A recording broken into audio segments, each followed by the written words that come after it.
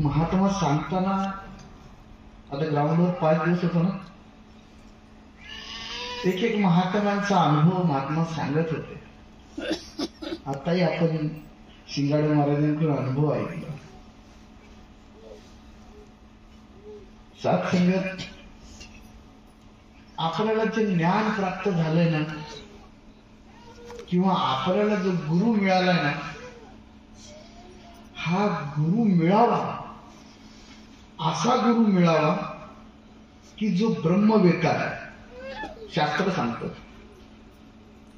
तर आयुष्याचं कल्याण होतं. किंवा ह्या मनुष्य जन्माचं सार्थक होतं, ज्याच्या आयुष्यामध्ये पूर्ण गुरु आला, पूर्ण सुकृताचा, पूर्ण अभ्यासाचा, होय दास तो सद्गुरूचा, ज्याचा सुकृत पूर्ण आहे. अभ्यास म्हणण्यापेक्षा तो अभ्यास असं म्हणतात की ज्याच्या चिंतनात, ज्याच्या मनामध्ये सद्गुरू आहे, इच्छा आहे, त्याच्या नशिबात पूर्ण गुरु येईल. जे जे इच्छे प्राणी तेथे पूर्वी चक्र प्राणी. एक बहिणींना कधी काळी बोललो असेल, जास्त प्रेमाने बोला. त्यांनी आता समागमला भेट घेतली, त्यांनी सहज बोलले. त्यांना आठवण करून दिली त्यांनी मला शब्दाची. ते म्हणले, महाराज तुमच्या शब्दांमुळे आज मला गुरु मिळाला पूर्ण. म्हटलं, महाराज माझे काय शब्द तुम्हाला, ते तर तुमचं नशीब आहे. बोलते, नाही मी देवी देवतांची उपासक आहे, माझी श्रद्धा होती देवावर आणि आहे, असं काही शंका नाही, असावं. पण तुम्ही सांगितलेला प्रयोग केला नाही. मी त्यांना सांगितलं होतं एकदा, असंच बोलतात. म्हटलं, ज्या देवाला तुम्ही प्रार्थना करता, नवस बोलता, तीर्थाला जाता, पाया पडता, तुमचं आराध्य आहे, पूजा आहे, एकदा त्याला प्रार्थना करा की माझ्या आयुष्यात पूर्ण ज्ञान व्हावं. किंवा एकदा प्रार्थना करा की तू मला दर्शन दे, तुझ्या खऱ्या स्वरूपाची मला ओळख होऊ दे. कोणाला सांगितलं असं? त्या बहिणींना. काय सांगितलं? ज्या देवाला तुम्ही पूजता त्या देवाला प्रार्थना करा की तुझ्या खऱ्या स्वरूपाची मला ओळख होऊ दे. मी म्हटलं, बाबा ठीक आहे, मग तुम्हाला काय अनुभव आला? ते बोलते की हा प्रश्न मी 2 वर्ष देवाला सांगत होते. प्रेमाने बोला. जेव्हा मी पूजा करायला बसायची सकाळी, हात जोडायचे, माझा आवडता देव होता देवाला, तर हात जोडायचे, म्हणायचे तुझं दर्शन मला व्हावं आणि तुझ्या खऱ्या स्वरूपाची मला प्राप्ती व्हावी. तर ते म्हटले की असं माझं रोज चाललं. आणि एक दिवस माझा देव माझ्या स्वप्नात आला. प्रेमाने बोला. बघा त्यांचा भाव सांगत होत्या बहिणजी. म्हणजे माझा देव माझ्या स्वप्नात आला आणि त्यांनी सांगितलं मला की तुझं दर्शन, जर तुला माझं दर्शन करायचं असेल तर तू दर्शन कर, मी तुझ्या समोर उभा आहे. बरोबर आहे, स्वप्नात आला देव. तुला जर माझं दर्शन करायचं असेल तर मी तुझ्या समोर उभा आहे, तुला पाहिजे तेवढं पहा, मला मी तुला आशीर्वाद देईन. पण माझ्या स्वरूपाचं जर तुला ओळख पाहिजे असेल तर तुला गुरु करावा लागेल. मग त्यांनी तिथेच प्रश्न विचारला होता, कारण हे संभाषण आमच्या अगोदर झालं होतं ना, की तुम्हाला जर देवाला हा प्रश्न विचारा, जर देवाने तुम्हाला स्वरूप दाखवलं खरं तर मी मान्य करेल, पण गुरुशिवाय स्वरूप दिसत नाही, गुरुशिवाय खऱ्या तत्वाची ओळख होत नाही. हे तुम्हाला मला कळत नाही, हे देवांनाही कळत. अंगात येणाऱ्या लोकांना विचार, प्रेमाने बोला. गादीवर येता येत नाही मला देवाला, जर त्यांनी गुरु केला नसेल तर. है ना? गादीवर येऊन देत नाही, येताच येत नाही, दुसरा देव येऊन देत नाही. गुरु केला का नाव सांग, वाघ्या पण विचारतो, देवाचं नाव सांग, तुझ्या गुरुचं नाव सांग, सांगता येत नाही. मग ते काही मला सांगता येत नाही, काही गंधमाळ वगैरे असते ती करून गुरु करावा लागतो. देवांनाही गादीवर येण्यासाठी गुरु करावा लागतो. आणि मग त्या देवांनी जी स्वप्नात आलेली देवता होती, मग ती त्या बहिणीने प्रश्न विचारला. त्यांना डायरेक्ट मी आठवलं त्यावेळी स्वप्नातच. ते म्हटलं की मग मला कसा काय गुरु प्राप्त होईल. त्यांच्या डोक्यात एक विचार की निरंकारी लोक माझ्या घरी येऊन सांगून गेले की गुरु करा, जीवनाचं कल्याण होईल, खऱ्या स्वरूपाची ओळख करा, आत्म्याचं कल्याण होईल. पण आता हे खरं खोटं गुरु खोटं पण असू शकतो. किती गुरु आहेत जगामध्ये, हजारो गुरु आहेत. निरंकारी गुरु कशाला करायचा. कुठलाही गुरु करू शकतो. महाराष्ट्रातले गुरु कमी आहेत का. संप्रदायाचे गुरु कमी आहेत का. मी कोणाच्या हाताने माळ घातली तरी ती माझी गुरु होती. मी सरदारचे गुरु कशाला करू. प्रेमाने बोला. मी पंजाबचे गुरु कशाला करू. आणि त्यावेळी सहज शब्द पण गेला, गुरु जात न पूछे साधु को पूछ लीजिए ज्ञान, मोल करो तलवार की बडी रहने दो. साधूला जात विचारू नये असं आपल्याकडे म्हणतात. साधूचं कुळ आणि नदीचं मूळ विचारू नये, हे की नाही. त्या बहिणीने देवाला प्रश्न विचार, मग मला स्वरूपाची प्राप्ती कशी होईल. मला स्वरूपाची प्राप्ती कशी होईल. ते म्हणजे देव त्यांना सांगितलं की तुला कधीच संदेश आलेला आहे, तुला कधीच संदेश आलेला आहे. गुरुचा संदेश तुला कधीच आलेला आहे. तू जात नाहीयेस. तुला गुरुचा संदेश कधीच आलेला आहे. तू जात नाहीस. तू माझ्यामध्ये, माझ्या रूपामध्ये अडकून बसलीस. माझ्या स्वरूपाला जर तुला पाहायचं असेल, मिळवायचं असेल, तर जे गुरु तुझ्याकडे येऊन गेले, तुला सांगून गेले, त्यांच्या दर्शनाला जा. माझ्या स्वरूपाची तुला प्राप्ती होईल. त्या बहिणीने खूप म्हणजे मला मिठी मारून बोलत होते, पाया पडल्या, सांगितलं. मला खूप बरं वाटलं, इतकं बरं वाटलं. आणि असं वाटलं की नाही, मला काय प्राप्त झालं. देवांनी सांगावं, देवी देवतांनी सांगावं की हा गुरु खरा आहे, हा निरंकारी गुरु खरा आहे, जो तत्वाला दाखवतो, हा स्वरूपाशी मिळून देतो, हा गुरु खरा आहे. काय मिळालंय मला. किती मोठी वस्तू मिळाली आहे. आणि देवी देवता सुद्धा ह्या गोष्टीसाठी तडपतात. स्वर्गाची देव इच्छते सकळ मनुष्य जन्म मिळावा एक वेळ. कशासाठी महाराज. कारण स्वर्गात त्यांनी पुण्य कमवून स्वर्गात गेले है ना. जीव इथे पुण्य कमवतो, धरतीवरती भूलोकावर पुण्य कमवतो. पुण्य पूर्णत्वाला गेलं की त्याला स्वर्ग प्राप्त होतो म्हणतात है ना. पण स्वर्गामध्ये कर्म करता येत नाही, कमवता येत नाही. जे पुण्य कमवलंय त्याच्या बदल्यात सुख मिळतं, खाणं पिणं आई सगळी मिळते. पण ते पुण्य थोडं थोडं थोडं क्षीण होतं. आणि पुण्य संपलं की परतून यावे लागे मृत्यू लोक.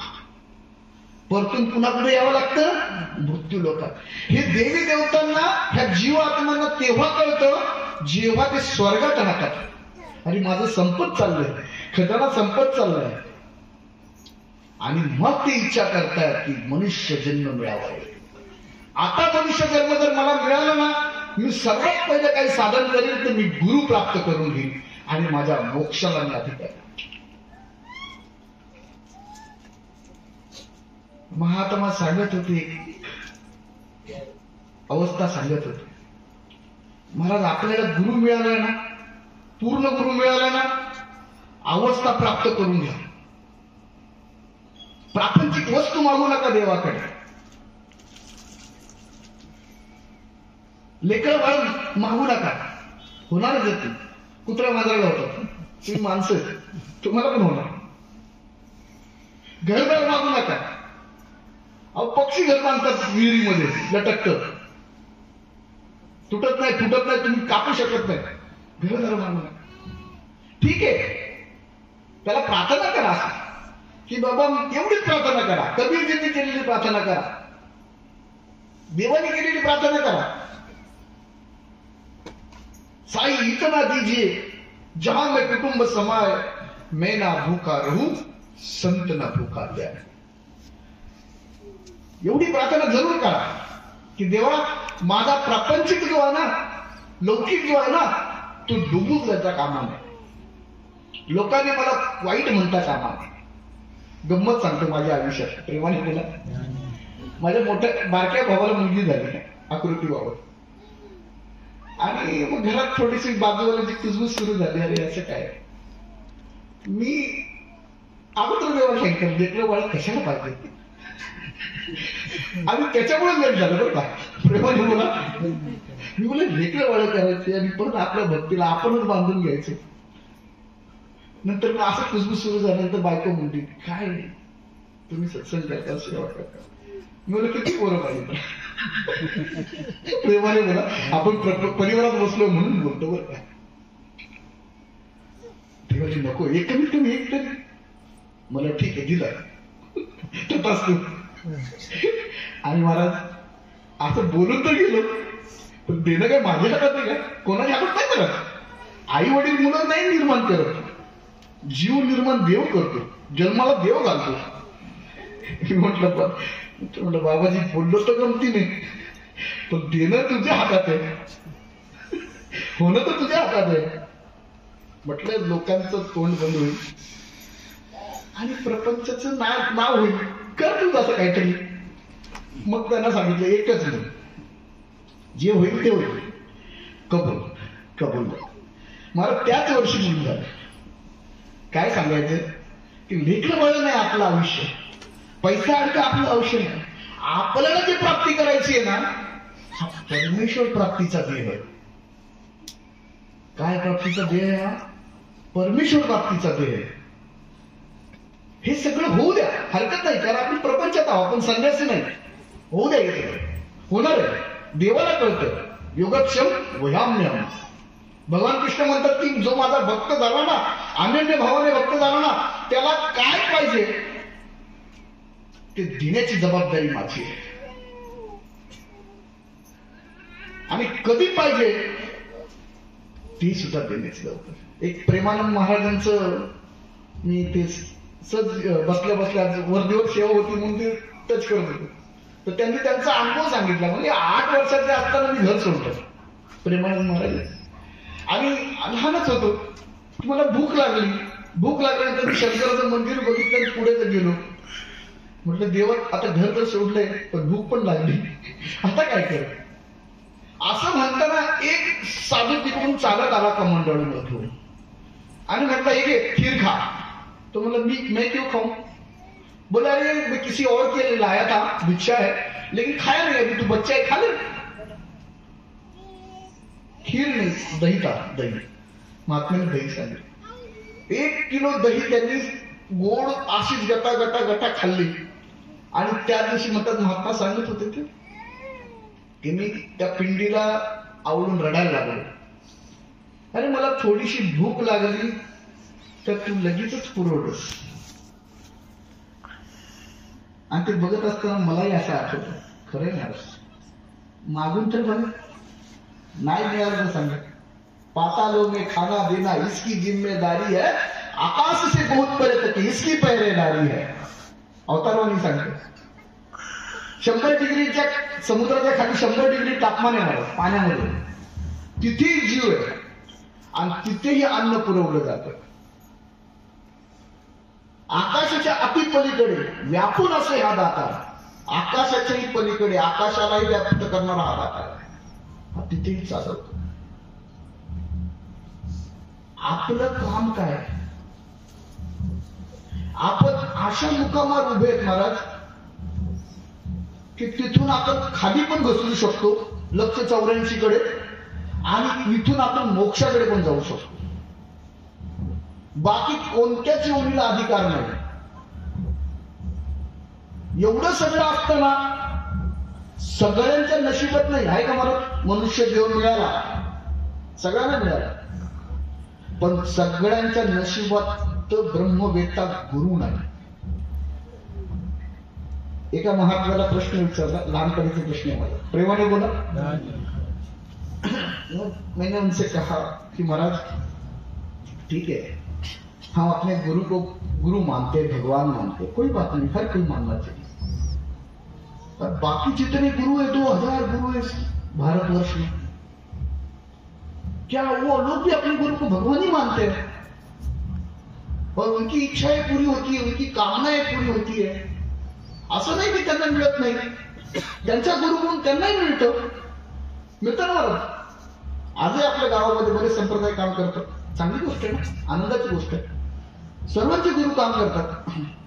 मग तुमच्या गुरुमध्ये आणि बाकीच्या गुरुमध्ये काय फरक आहे? संसाराचा, प्रपंचाचा राणा सगळे देतात, सगळं सुख देणार, आशीर्वाद देणार.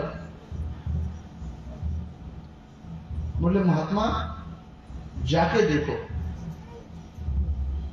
2-4 गुरुओं के पास जाके देखो. बरं, माईकचा आवाज लांबपर्यंत जातो, क्षमा असावी, मी कोणाची टीका नाही करत, मी माझ्या गुरुला प्रेझेंट करतो. जाके देखो, कोई एक इस तरह से नहीं कहेगा कि आओ मेरे पास और भगवान को देख लो, कोई नहीं कहे, कोणी असं म्हणत नाही. तुकाराम महाराजांनी दिलेल्या आवाजाप्रमाणे कोणी म्हणत नाही देव ज्या फुका न लगे रुका बोलका, कोणीच म्हणत नाही. साधना देतात, शब्द दिला जातो, कर्म दिलं जातं, ते पुण्याच्यासाठी साठवलं जातं. आणि हे पुण्य कितीतरी जन्म झाल्यानंतर देव कृपा करतो, तेव्हा ब्रह्मवेता महात्मा मिळतो.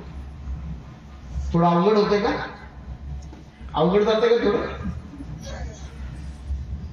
तुम्ही खूप वर्ष, खूप जन्म गुरूंकडे मिळाला, पण अशा गुरूंच्या हाती लागला, दया हाती सापडायला तो तैसाची घडला, आहे की नाही?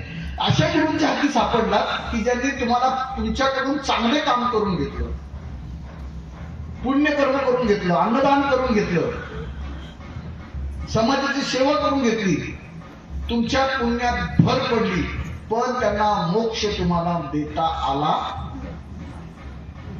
ब्रह्माची प्राप्ती करून देता आली. म्हणून ह्या जन्मी तुमच्यावर देवाने कृपा केली आणि तुम्हाला त्या पुण्याच्या बदल्यात बहुजन्म पुण्य केले म्हणून विठ्ठले कृपा केली. प्रमाण नाही, त्या जन्माच्या बदल्यात तुम्हाला आता ब्रह्मवेता महात्मा मिळाला, पूर्ण ज्ञान असणारा सद्गुरू मिळाला, नवे नवे तो देवच मिळाला. फक्त राहिलं काय महाराज? किंवा महात्म्याने पुढे जाऊन सांगितलं, प्रेमाने बोला. बोले महाराज, मग मी विचारलेला प्रश्न आहे बरं का सिरियस सांगतोय? 5 दिवस खूप सिरियस झालं मला, प्रेमाने बोला. एक महात्मा असे भेटले, ते मागचं सगळं आठवायला लागलं मला. मी जे जे महात्म्यांशी भांडलो, त्यांच्याशी प्रश्न विचारले, ते सगळं आठवलं मला. महात्मा म्हणाले त्यावेळी की महाराज, आपण म्हणतो एक अवतार होतो, युगोयुगी एक अवतार, बरोबर ना? जब जब होय धर्म की हानी, मारे मा सुराभिमानी, तब तब मनुष्य राम दन धरई, भगत ही तब लीला बहु करई, यदा यदा ही धर्मस्य ग्लानी भवति भारत. बोलतो ना की ज्यावेळी धर्म नाश होतो त्यावेळी एक अवतार येतो आणि पूर्ण जगाला पुन्हा धर्म स्थापित करतो. धर्म म्हणजे हिंदू मुसलमान नाही, फरक आहे. धर्म म्हणजे ज्ञान, ज्ञानाची पुन्हा स्थापना कर, पुन्हा मनुष्याची स्थापना कर. म्हणून मग बाकीचे बोले एवढी शक्ती मायाला बरं ना, जेवढी ब्रह्माला, जेवढी एका लेवलवर माया ब्रह्म. जितके देवाचे ध्यान करायचा, जेव्हा सिमरन करायला जा, आपोआप पोरबाळाचं सगळं भविष्य आठवत. गंमत सांगतो तुम्हाला. सिमरन करत बसलो, सकाळी उठल्या आणि झटकन उठून बाहेर गेलो. मग अचानक म्हणजे काय झालं पप्पा? म्हणजे काय नाही, रात्री मोटर चालू केली आहे उसावर, तशीच माहिती. म्हणजे सिमरन करत असताना काय आठवलं मला की ठिबक चालू आहे माझं आणि मी पटकन उभं राहिलं. याला म्हणतात माया. माया काही साधी समजत का तुम्ही? खतरनाक आहे. ब्रह्मापेक्षा खतरनाक माया. मायाला जेवढं ब्रह्माला सांगितलं की मी त्याला धरील ना तू तेवढाच सोड फक्त, बाकी सगळे तुझ्या हवाली. काय सांगितलं? ज्याला मी धरील ना तू त्यालाच सोड, बाकी सगळे तुझ्या हवाली. तुला काय नाचवायची तेवढी नाचायची. म्हणून इथे पण काही कमी नाहीत महाराज आपण नाचणारे लोक. कधी मायाच्या आधी जाऊ सांगता येत नाही, कधी सांगता येत नाही है की नाही? माया कधी एवढं कधी सांगता येत नाही. महात्मा तर इथपर्यंत सांगतात की हे कलियुग आहे. चालतात चालतात नजर खराब होऊ शकते महाराज. नजर खराब झाली तर मन खराब होऊ शकते. मन खराब झालं तर बुद्धी खराब होऊ शकते. बुद्धी खराब झाली, चित्त खराब झालं, चित्त खराब झाला, आत्मा खराब झाला महाराज. आणि आत्मा खराब निरंकारात जाऊ शकत नाही. जाऊ शकतो का? जाऊ शकत नाही. निरंकारात जाण्यासाठी निरंकार व्हावं लागेल. निरंकार होऊन राहावं लागेल. त्यासाठी रोज प्रयत्न करावा लागेल. तो का म्हणे आम्हा युद्धाचा प्रसंग जग आणि मन. आमचे युद्ध चालू महाराज रात्रंदिवस. कोणाबरोबर? या जगाबरोबर आणि मनाबरोबर. लोकांबरोबर नाही. ह्या जगात असणारी माया आणि ह्या मन याच्यात युद्ध चालू आहे. वाचावं लागेल. आणि वाचण्याचे एक मात्र साधन आहे. आपल्याला मिळाला सद्गुरू. बाकीचे गुरु असं म्हणणार नाही मी, क्षमा असावी. बाकी अवतार जितके आहेत ना, जितके देवी गुरु आहेत हे मायेचे अवतार. कारण परब्रह्मापर्यंत पोहोचवण्याची ताकद फक्त परब्रह्मामध्ये. माया तुम्हाला दरवाज्यात घेऊन सोडेल, पण दरवाजा आपले टाकता येते. ते म्हणा असं कसं महाराज, माया कशी काय सोडेल? ज्ञानेश्वर महाराज म्हणतात मायेने दाबिले ब्रह्मरूप. ब्रह्मपुरी आलो, ब्रह्मपुरी आलो, जगी विस्तारलो माझा मीच. मायेने दाबिले ब्रह्मरूप. माया शरीर आहे ना, मन माया आहे ना, सर्व मायाच आहे ना. या मायेनेच कृपा केली, तुम्हाला ब्रह्म दाखवलं. पण मायेला मगाशी म्हटल्याप्रमाणे गुरुनी सांगितलं ज्याचा हात मी धरला ना फक्त तू त्याला सोड, बाकी ज्याला नाचवायचं त्याला नाचव. राजा रंग गयो रह गए फकीर, कोई सिंहासन चढे कोई बांध गए जंजीर. राजा रंग सगळे जाणार आहेत. कोणी सिंहासनावर आयटीच जाईल चंदनाच्या लाकडात, कोणाला तारेने बांधून फासावर नेऊन लटकवतील. जाणार सगळेच है की नाही? कोई बांध गया जंजीर. पण वाचण्याचं साधन जे आहे ना महाराज, केवळ केवळ निरंकार सत्व. केवळ केवळ निरंकार सत्व. म्हणून थोडस संसारातून राहावं लागतं. थोडस झडझडवून व्हायला नाही भक्तीचे वाटेला. शरीर संसारात राहू द्या, प्रेमाने बोला. शरीर संसारात राहू द्या, त्याला कष्ट करू द्या संसारासाठी, पण मन संसारात रमू देऊ नका. मन कशात रमलं पाहिजे? देवाच्या नावात रमलं पाहिजे. ज्यावेळी देवाच्या नावात मन रमेल ना महाराज, मग तुकाराम महाराजांचा संसार केला, सोखा महाराजांचा संसार केला, आपला नाही करणार का? निरंकारी मिशन मध्ये किती सांगायचे, किती विषय ना. एक महात्मा सांगत होते, 5 मिनिटं राहिले म्हणून प्रेमाने बोला. महात्मा संध्याकाळी पाणी धरायला गेले रात्रीच्या टायमाला, आणि सकाळी 7ची सत्संग होती. सकाळी 7ची सत्संग त्यांच्याकडे व्हायची रोज सकाळची. ऐकलेली गोष्ट असेल. महात्मा पाणी धरायला गेले, दोघं जण जोडीदार. पाणी धरलं आणि थोडं 2-3 वाजता त्यांना म्हटलं बाबा महाराज झोपूया, सकाळी सत्संगला जायचं. ते बोले महाराज हम सो जाएंगे तो ये पानी का क्या करेंगे? खेती का क्या करेंगे? बोले कोई बात नहीं, बाबा गुरुचंद जी देख लेंगे. त्यावेळेची गोष्ट आहे, बाबा गुरुचंद जी देख लेंगे. आणि त्यांना मला ते झोपले थोडेसे, आपण पण म्हणतो तसं झोपले. आणि सकाळी उठलं, बघितलं जरा ते फुटाफूट झाली, पाणी गेलं सगळ्या वावरात, फुटाफूट झाली थोडी, पाणी गेलं वावरात. आणि त्यांनी आपलं ते पंप बंद केला, हँडपंप बंद केला. तसंच सत्संगला आला, उशीर झाला म्हणून 6:45 पर्यंत सत्संगला पोहोचले. तर बाबाजी स्टेजवर 6:45च, बाबाजी जल्दी आले सत्संग, चलो दर्शन करते म्हणून नमस्कार आल्यानं बघितलं बाबाजींचा पायजामा जो खाली होता एकदम असा बळल्यासारखा. बाबाजी बोले, बाबाजी आपका पायजामा खराब हो गया, मैं लाके देता हूँ, अभी बदली करो, टाइम है सत्संग शुरू होने. बोले नहीं, जाने दो, रात भर पानी भर भर के थक गया हूँ. क्यों पानी भरा? बोले फिर क्या तुम सो गए मेरे को? बोले पाणी भरतो ना, भर. अशा किती गोष्टी आहेत ना आपल्या आयुष्यात आहेत, आपण पण बोललेलो आणि झालेलं ना, आपण अभिमानाने सांगतोय तो बरोबर. महाराज बोललो आणि सद्गुरूने माझं काम केलं. तर ते काम करत असताना सद्गुरूने किती त्रास घेतला असेल. असा गुरु आहे महाराज आपल्याकडे. चेंबूरगावची गोष्ट आहे. एक महात्मा वयस्कर नाचत होता बाबाजींच्या समोर.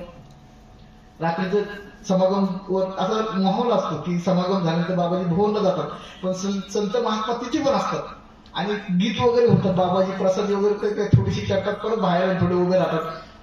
एक रात्री 1-1:30 वाजेपर्यंत. एक महात्मा लय नाचत होता आणि एक सेवा घेऊन त्यांना सारखं म्हणायचं, बसा. ते म्हणाले, ग बाबा, बाबाजी समोर उभे, बसा काय म्हणतो नाटक. थोड्या वेळ सेवादलने रुमाला आणून दिला मला, त्याला रुमाला आणून दिला. परत बाबा राहू दे ना रुमाला, तर काय बरं घ्या. रुमाल ठेवला, ते नाचला थोडासा, परत जाऊन बाजूला बसला. सगळी कार्यक्रम थोडा संपला, 1-1.5 तास 2 तास चालला, पण संपला. तो हाता पण जमला होता, बसला एका ठिकाणी पाणी. आणि तो सेवादल आपला तिथून फिरला असेल इकडे तिकडे, नाही का ते आता सेवा झाल्यानंतर सुद्धा तिथं सेवादल नाईट ड्युटी. तर त्यांनी त्या महात्म्याने बोलवलं, सेवा वयस्कर महात्मा. मुली तुला काही कळतंय का? म्हणजे काय झालं महाराज? अरे इतकं चांगलं नाचत होतो बाबाजींच्या समोर, माझं मन लागायचं. तू मध्ये येऊन म्हणायचं बसा बसा, म्हणजे मी खुश व्हायचं. बाबाजीने हात करून बोलायचं, तू बसा बसा म्हणायचं. महाराज मी कशाला तुम्हाला बसा बसा? बाबाजींचाच निरोप यायचा, वो महात्मा को बिठाओ, आराम करने के लिए दो, उनकी उम्र ज्यादा है. बोले हाँ असू द्या, असू द्या, ठीक आहे. बाबाजी बोले हे किती रुमाल घेऊन जा. बोले महाराज माझा नाही रुमाल, तो रुमाल पण बाबाजींचा. महात्मा रडायला लागला. शेवटी काय झालं? बोले महाराज मी लई टेन्शन मध्ये होतो, घरामध्ये लई परेशान होते, लई टेन्शन मध्ये. पण आता परेशान घ्यायचे, टेन्शन घ्यायचे काम नाही. बोले का? अरे ज्याला माझ्या घामाची काळजी आहे, ज्याला माझ्या तब्येतीची काळजी आहे, तो माझ्या प्रपंचाची काळजी करणार ना? सगळं करणार, फक्त मी काम केलं पाहिजे. काय? पडोली राही न ते ठाई, उगाची या संतांची पायी, तरी न मागे न काही, तरी न मागे न काही. प्रार्थना करा. तुका म्हणे या या बोला, चित्त द्यावी पा विठ्ठला. प्रेमाने बोला. तेरी ओट सहारा तेरा,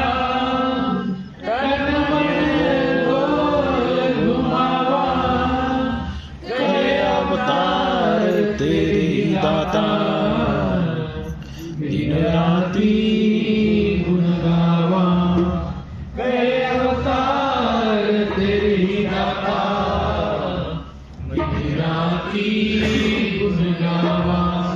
एक तू ही निरंकार, एक तू ही निरंकार, मैं सदा भूलनहार, मैं हाँ सदा भूलनहार.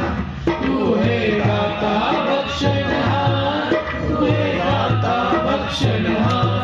मेरे अवगुण नाची तार, मेरे अवगुण नाची तार. एक तू ही निरंकार, एक तू ही निरंकार, एक तू ही निरंकार.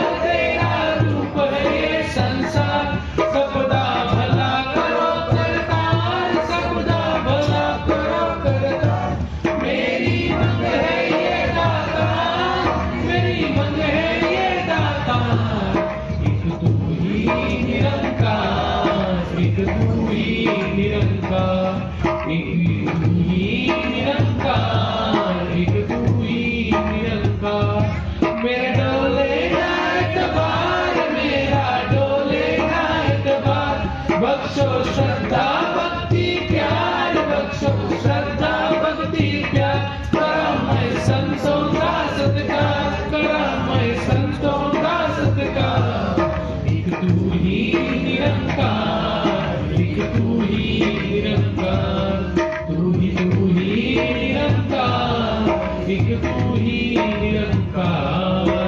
बोल सद्गुरु माता सुदीक्षा सविंदर देव जी महाराज की जय। निरंकारी राजमाता गुरु वचन अवतार की जय। प्रेमाने बोला निरंकार जी।